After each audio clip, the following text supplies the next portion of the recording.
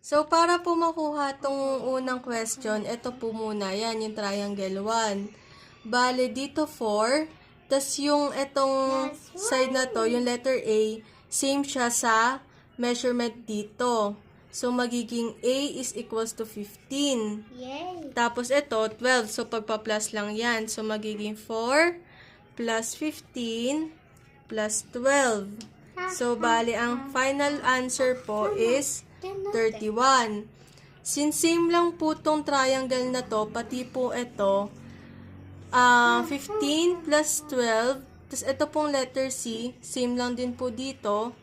Bali, same lang po yung magiging perimeter ng dalawang to kasi equal po sila. Kaya, ang mangyayari, 31 din po yung sagot.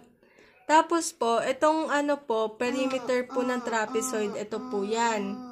Ito pong 40 po yan. So, 40 plus, ito pong 18 plus, ito po sa baba, 30. Tapos, itong letter B, po yan, same lang po siya dito sa 18.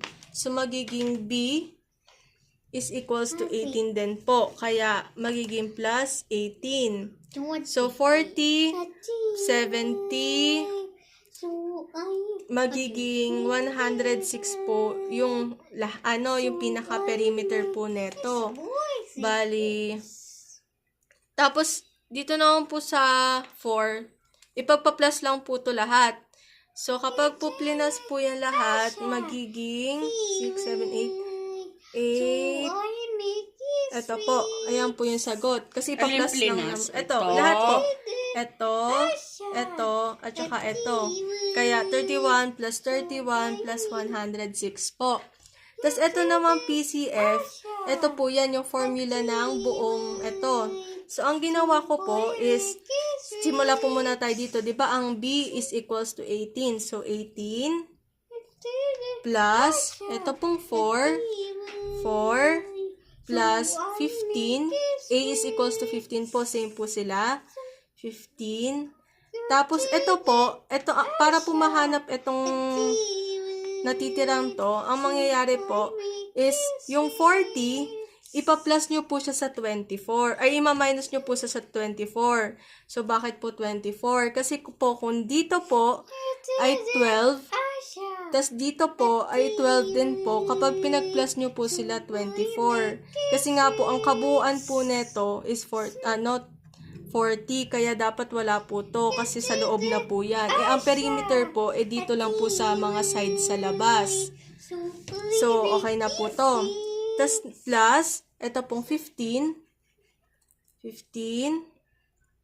plus, ito po, ang letter C po natin, same po dito, kaya 4 plus 4 plus, ito po, 18 plus, itong 30. Tapos kapag pinag-plus nyo po lahat, wait lang. Sige lang. 80 plus 4 Here. plus 15. Here. 15, 4. Wait lang na. 18, 30. 104.